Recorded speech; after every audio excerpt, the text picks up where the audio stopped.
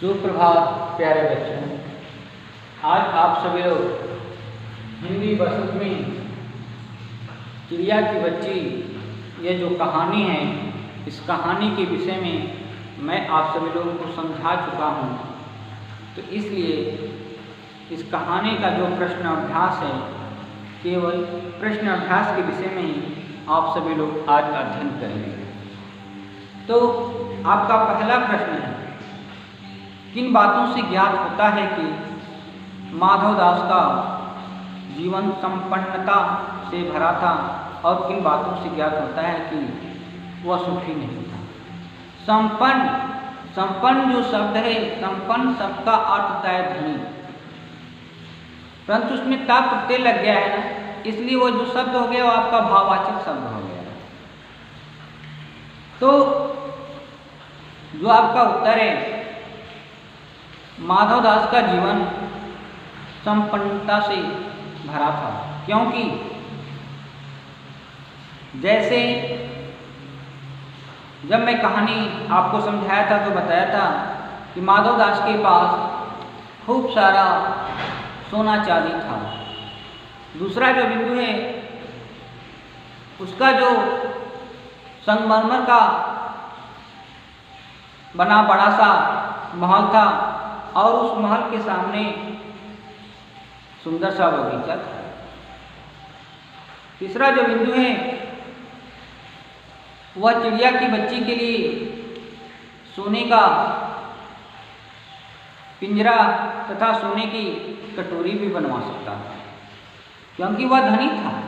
सेठ माधवदास जो था वह धनी था, उसके पास सोना चांदी की कमी नहीं थी। इसलिए चिड़िया की जो बच्ची थी उसे प्रलोभन देती हुए, उसे लालच देते हुए कहा कि मैं तुम्हारे लिए सोने का पिंजरा एवं सोने की कटोरी भी बनवा सकता हूँ। तो इन सब बिंदुओं से या इन सब तथ्यों से यह स्पष्ट होता है कि वह संपन्न था। तो माधवदास सुखी नहीं था, क्यों? इसके पीछे क्या कारण था? जैसे वह ख्याल ही ख्याल में संध्या को स्वप्न की भांति गुजार देता था, क्योंकि संगमरमर का बड़ा महल तो उसके पास था, परंतु उसका जो महल था वह सोना था। उस महल में उसके साथ कोई हंसने वाला नहीं था। भले ही सोने और चांदी, हीरे या मोती की कमी न रही हो, परंतु उसके परिवार में कोई व्यक्ति उसके साथ हंसने वाला नहीं था। जैसे ही वह माधवदास अपने बगीचे में संध्या के समय चिड़िया के आने से उसका जो मन था वो बहुत ही खुश हो गया था। इस कारण से चिड़िया को प्रलोभन दे करके वह उसे रोकना चाहता था, परंतु चिड़िया भी जिद करती थी कि नहीं, मुझे तो अपने माँ को पास जाना है, मेरी माँ जो है मेरे घोंसले में इंतजार कर रही है। अर्थात यह भी आप कह सकते हैं कि माधवदास के संगमरमर का जो महल था वह महल सोना था, उसमें कोई हंसने वाला, उसके साथ कोई बोलने वाला नहीं था। तो इन सब बातों से स्पष्ट होता है कि वह सुखी नहीं था, अर्थात वह दुखी था। प्रश्न नंबर 2 है, माधवदास को बार बार चिड़िया से कहता है कि यह बगीचा तुम्हारा ही है। वह माधवदास निस्वार्थ मन से ऐसा कह रहा था, स्पष्ट कीजिए। तो चिड़िया को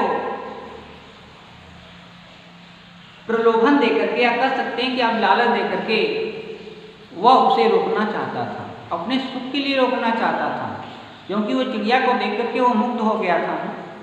इस कारण से चिड़िया को प्रलोभन देकर के वो उसे रोकना चाहता था। इसलिए वह बार बार यह कह रहा था, यह जो बगीचा है या ये जो संगमरमर का जो महल है यह महल तुम्हारा ही है। नहीं, माधवदास निस्वार्थ मन से भाव से ऐसा नहीं कह रहा था।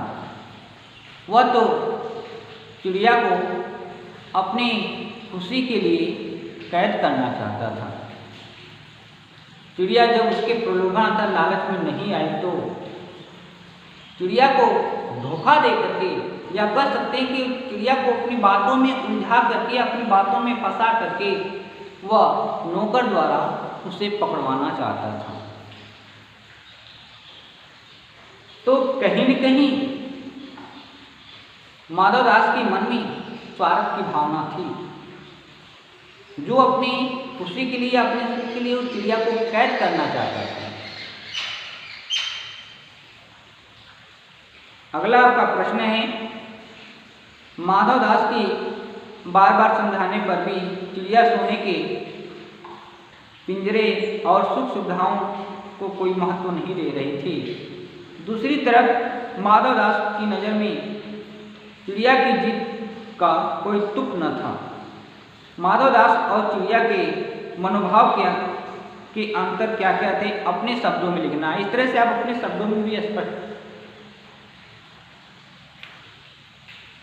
माधवदास और चिड़िया के मनोभाव को आपको लिखना है कि जब चिड़िया और माधवदास दोनों संवाद कर रहे थे तो एक दूसरे के प्रति उनके मन में क्या भाव उत्पन्न हो रहा था, उसी भाव को लिखना है। पहला, माधवदास को अपने संगमरमर के महल, बाग बगीचे, दास दासियों तथा अपने ढेर सोने चांदी पर घमंड था। उसकी दृष्टि में उसका महल, बाग बगीचा ही सब कुछ था। वह सोचता है कि कोई भी सोने के लालच में आकर के मेरा गुलाम बन सकता है। उसकी वह सोच थी, मन की बात थी यह कि मेरे पास तो इतने सोने और चांदी हैं, इसके लालच में आकर के कोई भी मेरा गुलाम बन सकता है। परंतु चिड़िया ठीक इसके विपरीत ही उत्तर देती है, अपने मन के भाव को उससे व्यक्त करती है। चिड़िया के मन में सोने चांदी, महल एवं बाग बगीचे के लिए कोई लोभ न था, कोई लालच नहीं था। वह तो केवल अपनी माँ, भाई, सूरज, धूप, घास, पानी और फूलों से प्यार करती है। उसके लिए सोने और चांदी का कोई महत्व नहीं है। उसका जो अपना स्वाभिमान था, उसका अपना सोने से था, उसका अभिमान जो था अपनी माँ से था, सूरज से है, धूप से है, फूलों से है। परंतु उसके लिए सोने और चांदी का कोई महत्व नहीं है। इसलिए चिड़िया माधवदास के उस प्रलोभन में नहीं पड़ती है और बार बार अपनी माँ के पास जाने के लिए वो जिद करती है, क्योंकि माँ की गोद में ही उसका सबसे बड़ा सुख है। उसे अपनी स्वतंत्रता था, अपनी माँ प्रिय है। क्योंकि सबसे बड़ी बात होती है कि जब वो चिड़िया अपनी माँ के पास थी तो वह स्वतंत्र थी और उसे भय भी नहीं लगता था।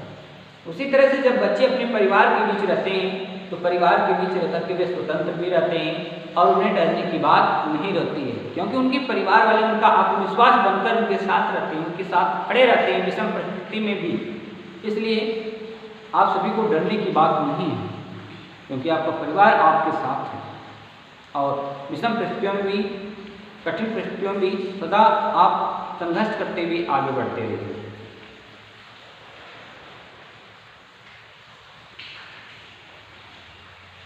अगला आप सभी लोगों का प्रश्न है, कहानी के अंत में नन्ही चिड़िया का सेठ के नौकर के पंजे से भाग निकलने की बात पढ़कर तुम्हें कैसा लगा? 40-50 या इससे कुछ अधिक शब्दों में अपनी प्रतिक्रिया को लिखना है। जैसा कि आप जानते हैं, कहानी मैंने बताया कि जो वो सेठ माधवदास था, जो वो सोचा ये चिड़िया मेरे प्रलोभन में नहीं आएगी, तो अपने नौकर को, हालांकि चिड़िया को अपनी बातों में उलझाया रहा और नौकर को यह संकेत दे दिया उस चिड़िया को पकड़ने के लिए, परंतु चिड़िया उस समय सावधान हो गई जब सेठ माधवदास चिड़िया को प्रलोभन दे रहा था। क्योंकि जो व्यक्ति किसी को प्रलोभन देता है, जो व्यक्ति किसी को लालच देता है, ये समझी कि वह अवसरवादी था, इसलिए चिड़िया उस समय सावधान हो गई थी। जैसे ही जो नौकर था चिड़िया को पकड़ने के लिए गया, सावधान थी और चिड़िया उड़ करके पुनः अपने माँ के पास चली जाती। तो नौकर के पंजे से नन्ही चिड़िया के भाग निकलने की बात पढ़कर माधवदास के कपटी स्वभाव के बारे में पता चलता है, या उसके अवसरवादी स्वभाव के बारे में पता चलता है। एक ओर तो देखा जाए तो चिड़िया को प्यारी प्यारी बातों में उलझाए रखता है, पर मन में उस चिड़िया को किसी भी तरह से पकड़ने के लिए उसने दृढ़ संकल्प कर रखा है। किसी भी तरह से, या धोखा दे करके, या अपनी बातों में उलझा करके, या अपनी बातों में फंसा करके, या प्रलोभन दे करके, किसी भी तरह से उस चिड़िया को पकड़ने के लिए उसने दृढ़ संकल्प कर रखा है। वह छल से चिड़िया को नौकर द्वारा पकड़वाना चाहता है। इससे मुँह में राम बगल में छुरी वाली जो कहावत है, यह कहावत यहाँ पे चरितार्थ होती है माधवदास जो सेठ था उसके स्वभाव के कारण।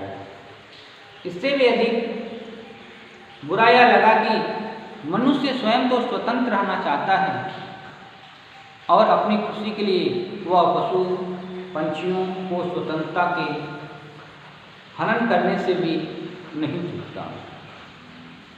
इसके लिए वह छल, बल, कपट, हर प्रकार के साधन अपनाने को तैयार रहता है, परंतु किसी भी मनुष्य को ऐसा नहीं करना चाहिए, क्योंकि हमारे जीवन में जो पशु पंछी होते हैं, हमारे जीवन में किसी न किसी रूप में उनका एक विशेष योगदान होता है। हमारा जीवन उनके जीवन से जुड़ा हुआ है।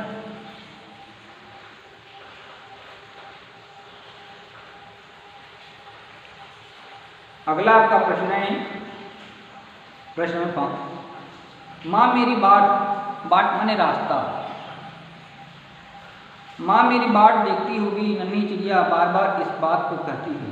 आप अपने अनुभव के आधार पर बताइए कि हमारी ज़िंदगी में माँ का क्या महत्व है।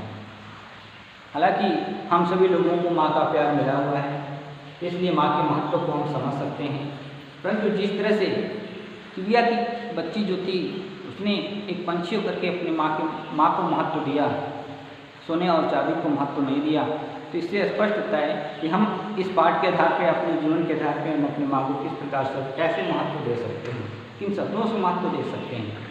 इस प्रकार के उत्तर को आप अपने शब्दों में भी दे सकते हैं। इसके लिए आप स्वतंत्र हैं, क्योंकि इसमें आपका ही विचार है, आपका ही अनुभव है। हर इंसान को किसी न किसी रूप में माँ का प्यार मिलता है। तो हमारी ज़िंदगी में माँ का अत्यंत महत्व है। माँ ही है जो अपनी जान से ज़्यादा अपने संतान को भी प्यार करती है। वह हर तरह के कष्ट झेल करके हमारे कष्टों को दूर करने का वह प्रयास करती है। अपनी संतान की रक्षा के लिए जो माँ होती है वो अपनी जान की परवाह भी नहीं करती है। माँ ही है जो सर्दी हो, गर्मी हो, बरसात हो, जैसे हर मौसम में वह अपने पुत्र से पहले जाकर के वो अपने पुत्र को भोजन बनाती हैं और अपने पुत्र के प्यार से ही अपने दिन का वह आरंभ करती है। यह माँ का प्यार है। जो पुत्र होते हैं या जो होते हैं वह माँ की तरह से आत्मा है। जिस तरह से पुत्र को कभी चोट लगती है तो माँ घबरा जाती है, माँ व्याकुल होती है, जैसे उसकी आत्मा को चोट लग गई है। तो माँ की जो सबसे बड़ी विशेषता है कि हम बच्चे से भी मनुष्य बनते हैं, तो माँ का आशीर्वाद है। अर्थात माँ जो है बच्चे को मनुष्य बनने का वह पहला पाठ सिखाती है। हमारे जीवन में यह माँ का सबसे विशेष योगदान होता है, जो हम समाज में अंग बन करके, समाज के साथ रह करके, समाज की चुनौतियों को स्वीकार करते हम आगे बढ़ते हैं। इसमें माँ का सबसे बड़ा ही योगदान होता है। अगला आपका प्रश्न है, प्रश्न नंबर 5, ध्यान रखिएगा। केवल कहानी से ही 1 से लेकर के 5 तक प्रश्नों को आप लोगों को लिखना भी है। इसका PDF बना कर भी मैं भेजूँगा आप सभी लोगों को। अगला प्रश्न, प्रश्न नंबर 6, इस कहानी का कोई और शीर्षक देना है तो आप क्या देना चाहेंगे और क्यों देना चाहेंगे? इस कहानी का अन्य शीर्षक सबको प्यारी माँ, क्योंकि माँ जो होती है सभी को प्यारी होती है। कोई दुनिया में माँ के प्यार जैसा निस्वार्थ प्यार किसी का नहीं होता है, क्योंकि माँ यदि अपने पुत्र से प्यार करती है, अपने बच्चों से प्यार करती है, तो उसका जो प्यार होता है निस्वार्थ होता है, माधवदास जैसा नहीं होता है। जिस तरह से उसने चिड़िया के साथ व्यवहार किया था, इसके अलावा जो सुख माँ की गोद में है मिल सकता है वह अत्यंत दुर्लभ है, अत्यंत व कठिन है। इसलिए सोने और चांदी के उस लालच में जो चिड़िया थी, जो चिड़िया की बच्ची थी, वह नहीं पड़ती है। अभी तो बार बार माधवदास से कहती है कि घोंसले में मेरी माँ इंतजार करती होगी, मेरी बाट देखती होगी, मेरी राह देखती होगी, इसलिए मुझे अपनी माँ के पास जाना ही है। तो जैसे इस कहानी के अंत में चिड़िया उड़ करके अपनी माँ के पास जाती है, तो अपनी माँ को लिपट करके उस घोंसले में ऐसे रहती है जैसे अपनी माँ को कभी छोड़ना नहीं चाहती है। तो यह जो चिड़िया की बच्ची जो कहानी का आपका जो प्रश्न अभ्यास है वह आज समाप्त हुआ। इसलिए आप ध्यानपूर्वक इस प्रश्न अभ्यास को आप सभी लोग पसंद की कॉपी पर लिखेंगे और इसे याद भी करेंगे। आप सभी लोग अपनी नैतिक जिम्मेदारी निभाएंगे। इन्हीं के साथ आज का दिन आप सभी लोगों का मंगलमय हो।